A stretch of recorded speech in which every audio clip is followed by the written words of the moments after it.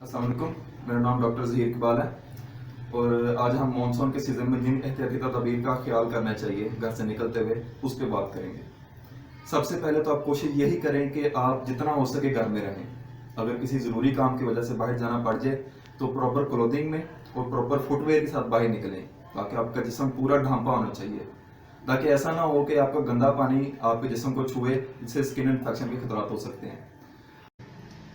उसके बाद हम ये देखेंगे कि हमने अगर ड्राइविंग करनी है तो हमने किन रोड्स का इंतखाब करना है जो प्रॉपर रोशन हो और बिल्कुल भी उन पर डार्कनेस ना हो, ताकि इससे हादसात में कमी लाई जा सकेगी। उसके बाद हम इस चीज़ को देखेंगे कि जो बिजली के खंभे हैं, बिजली की तारें हैं, हमने उनसे दूर रहना है, क्योंकि हमने बहुत दफ़ा देखा है कि इस तरह के हादसा होते हैं कि बारिशी पानी की वजह से जो खंभे हैं उनमें करंट आ जाता है, ठीक है, और उसको हमने अवॉइड करना है।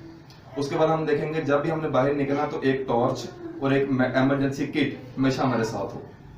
शुक्रिया।